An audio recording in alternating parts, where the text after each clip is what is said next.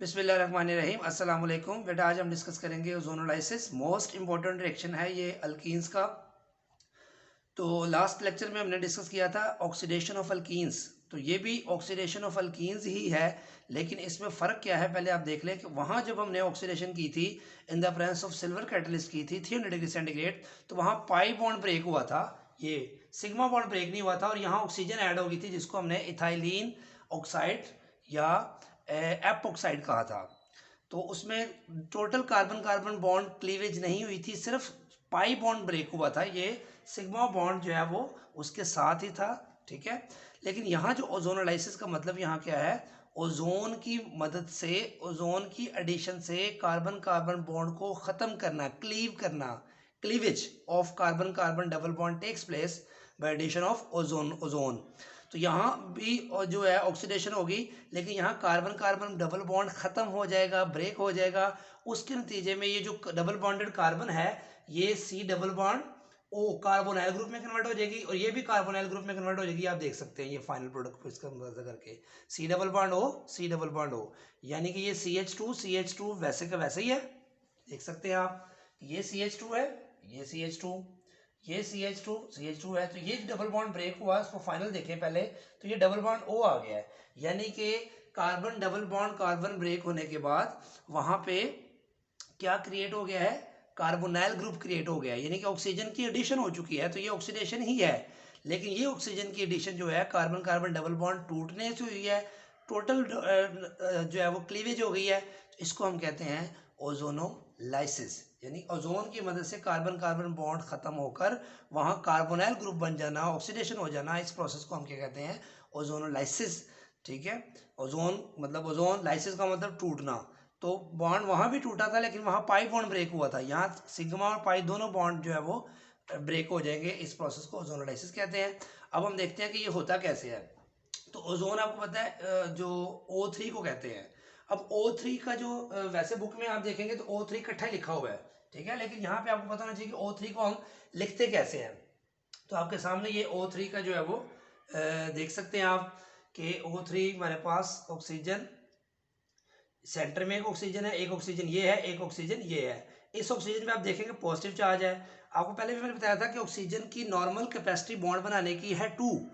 तो यहाँ पे देखिए ऑक्सीजन ने 2 बॉन्ड बनाए हैं, तो इसके ऊपर कोई चार्ज नहीं है। जबकि यहाँ पे आप देखेंगे ऑक्सीजन ने 2 ये बनाए हैं, एक ये 3 बॉन्ड बनाए हैं, तो इस पर क्या चार्ज है, पॉजिटिव। तो जब भी ऑक्सीजन एटम अपनी वैलेंसी से एक्स्ट्रा एक बॉन्ड बनाता है तो वो अपना लोन पेयर इस्तेमाल करता है, जिस वजह से उस पर पॉजिटिव चार्ज आता है।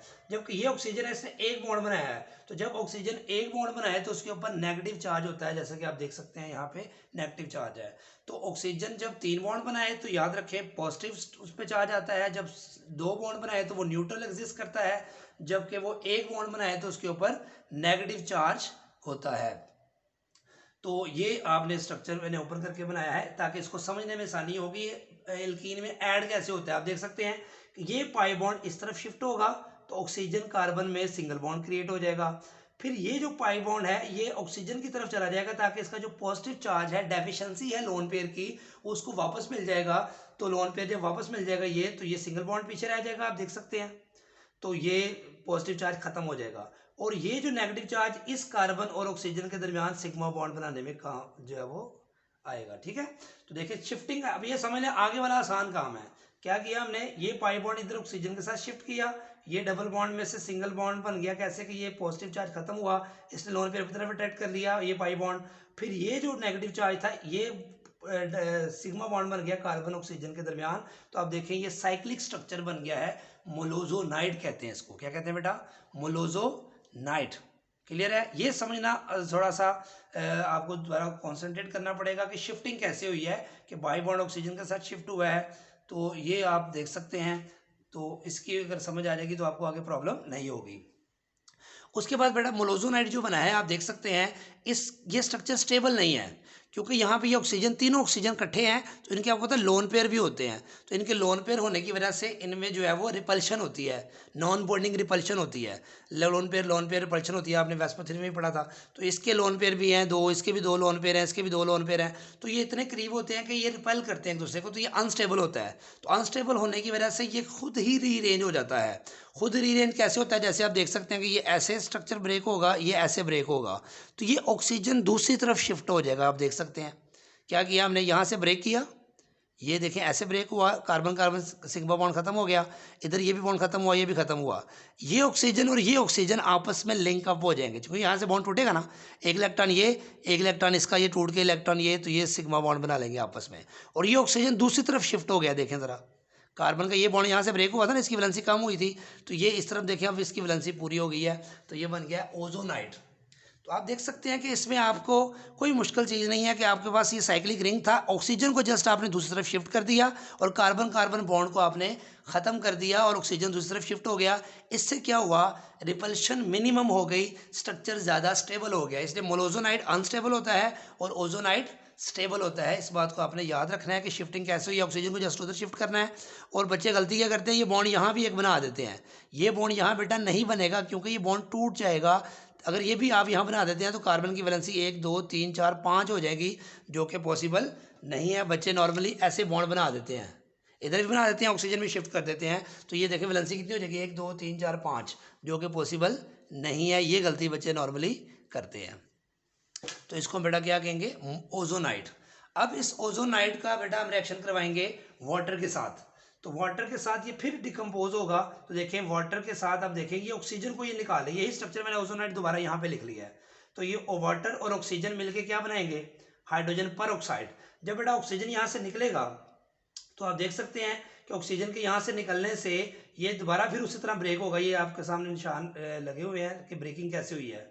अब यहाँ से जब ब्रेक होगा बेटा, तो ये एक इलेक्ट्रॉन यहाँ से और एक इलेक्ट्रॉन यहाँ से इस तरफ शिफ्ट होगा, तो ये C डबल बॉन्ड O बन जाएगा। आप देख सकते हैं सेम इस तरह यहाँ से जब ब्रेक होगा, जब यहाँ से दरमियान से ब्रेक होगा, इसका इलेक्ट्रॉन इसके पास, इसका इसके पास, इसका इलेक्ट्रॉन इधर शिफ्ट होगा, ये बॉन्ड ब्रेक होगा तो ये इलेक्ट्रॉन इधर शिफ्ट होगा, तो सिंगल पहले ही है तो क्या हो जाएगा, डबल बॉन्ड बन जाएगा। तो देखें ये हमने शुरू में बात की थी कि कार्बोनाइल ग्रुप क्रिएट हो चुका है प्लस H2O2, और ये दो हाइड्रोजन साथ है वैसे ही वैसे ही, ये दो हाइड्रोजन जो साथ लगी हुई हैं ये एज इट इज साथ रहेंगी, ठीक है, इससे कोई फर्क नहीं पड़ता। तो ये आपके सामने जो दो मॉलिक्यूल बने हैं, ये कौन से बने हैं, फॉर्मल्डिहाइड के दोनों मॉलिक्यूल्स, या मेथानल भी इसको आप कह सकते हैं। इस स्टेप को दोबारा देख लें कि H2O इस ऑक्सीजन को यहाँ से निकालेगा तो ये H2O2 बन जाएगा। जब ये यहाँ से निकलेगा तो इसका एक इलेक्ट्रॉन इधर रह जाएगा कार्बन का, इस कार्बन का भी एक इलेक्ट्रॉन होगा, वो इलेक्ट्रॉन इस तरफ आएगा, इसका एक इलेक्ट्रॉन भी इस तरफ आएगा, यहाँ से ब्रेक होगा तो इसका एक इलेक्ट्रॉन इधर आएगा, इसका एक इलेक्ट्रॉन इधर आएगा, तो ये डबल बॉन्ड बन जाएगा, इधर भी डबल बॉन्ड बन जाएगा। तो ये आपके सामने जो है फॉर्मल्डिहाइड के दो मॉलिक्यूल्स बन जाएंगे। अब जो ये H2O2 बना है ये फौरन जिंक से रिएक्ट करेगा और जिंक यहाँ से ऑक्सीजन को निकाल लेगा, तो ये बन जाएगा वाटर प्लस जिंक ऑक्साइड। ये ऐसा क्यों होता है कि जो H2O2 बना है बेटा ये ऑक्सीडाइजिंग एजेंट होता है, तो ये फर्दर इसको ऑक्सीडाइज करके फॉर्मल्डिहाइड से फॉर्मिक एसिड बना देगा। लेकिन चूंकि हम नहीं चाहते कि फॉर्मिक एसिड बने, इसलिए हम इस H2O2 को के अंदर से जिंक ऐड करते हैं ताकि वो ऑक्सीजन को निकाले, तो जिंक ऑक्साइड बन जाएगा, ताकि वो ऑक्सीजन फर्दर जो है वो रिएक्ट ना कर सके और फॉर्मिक एसिड ना बन सके। तो इसलिए हमने यहाँ रिएक्शन को स्टॉप करना था, इसलिए यहाँ पे जिंक हम यूज़ करते हैं ताकि रिएक्शन को कंट्रोल किया जा सके।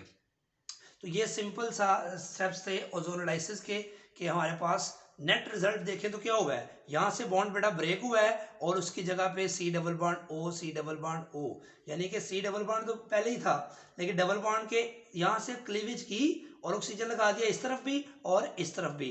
देखें ये आपके सामने है। इसकी मजीद एग्जाम्पल्स के लिए कि अगर आपके पास कोई डिफरेंट अल्कीन आ जाए तो फिर आप उसके लिए प्रोडक्ट का फैसला कैसे करेंगे वो अब देखते हैं हम।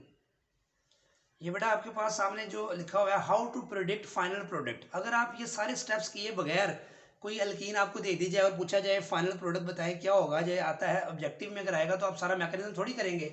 फर्ज करें ये ऑब्जेक्टिव आ गई है कि आपके सामने ये क्या मॉलिक्यूल लिखा हुआ है CH3 C double bond CH2 CH3, ये आइसोब्यूटाइलीन है या 2 मिथाइल प्रोपीन है।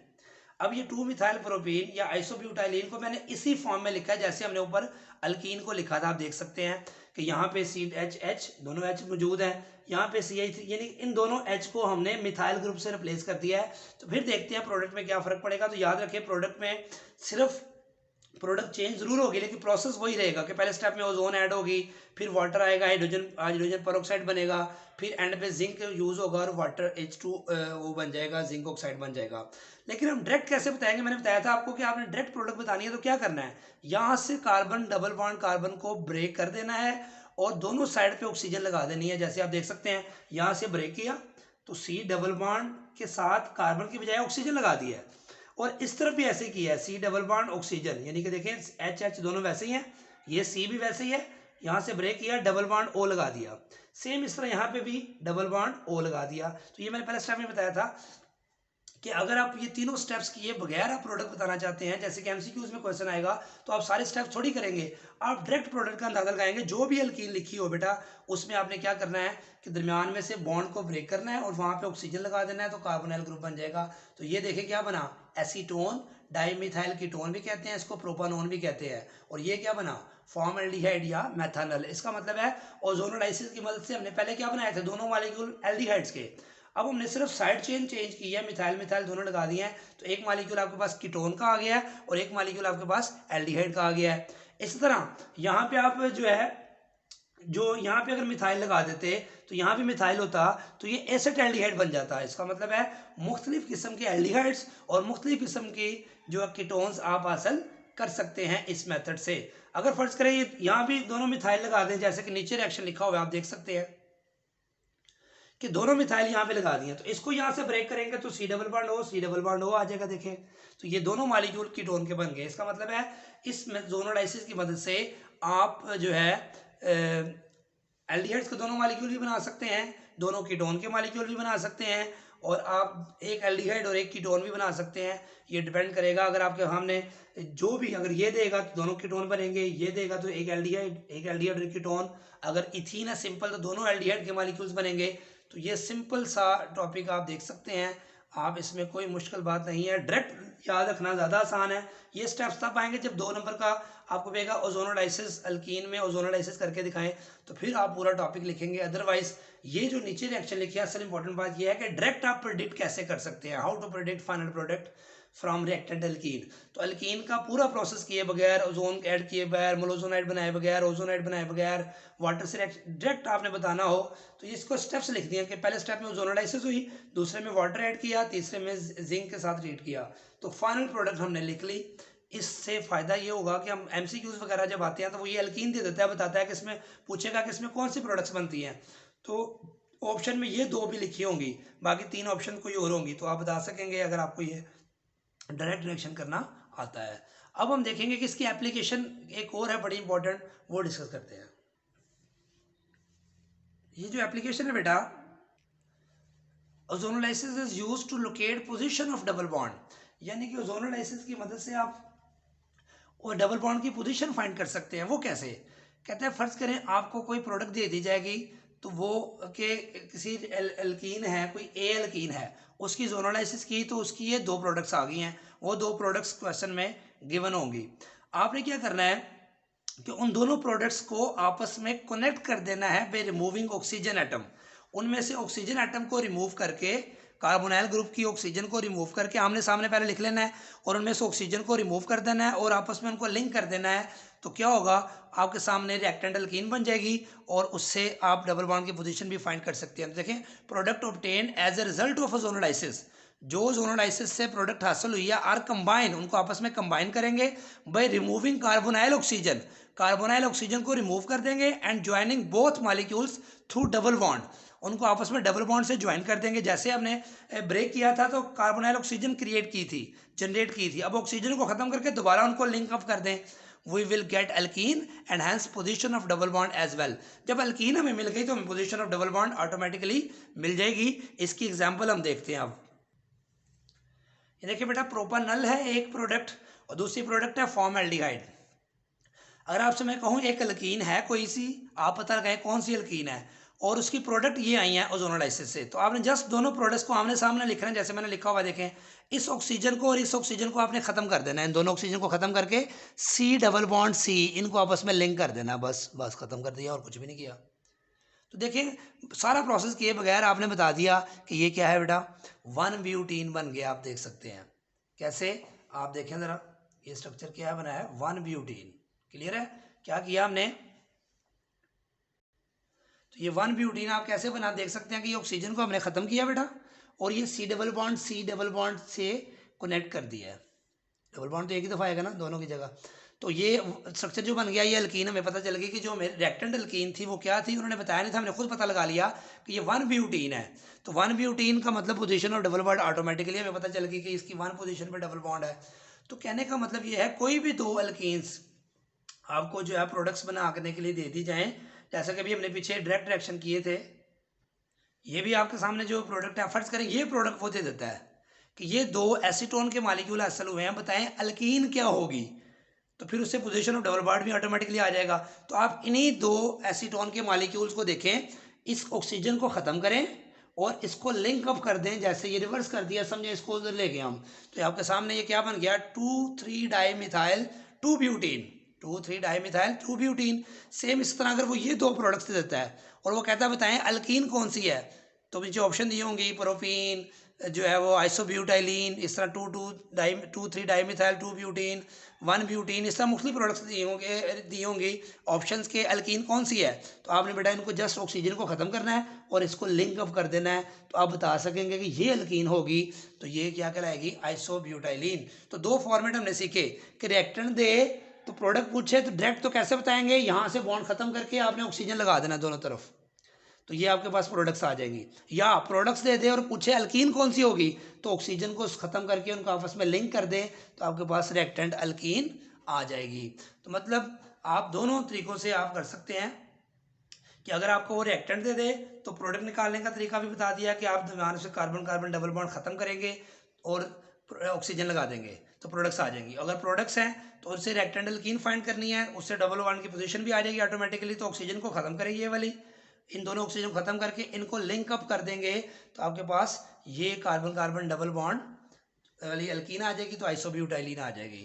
तो ये सिंपल सा टॉपिक था, बहुत इंपॉर्टेंट है, इसमें एमसीक्यूज भी आते हैं और लॉन्ग क्वेश्चन में भी, शॉर्ट क्वेश्चन में भी आ जाता है ये, और इससे एल्डिहाइड भी बनाते हैं हम, कीटोन्स भी बना सकते हैं और दोनों भी बना सकते हैं। दो में याद रखिएगा, अगर अभी तक चैनल को सब्सक्राइब नहीं किया तो सब्सक्राइब करें, अपने फ्रेंड्स में शेयर करें और कमेंट्स ज़रूर दें। अल्लाह हाफिज़।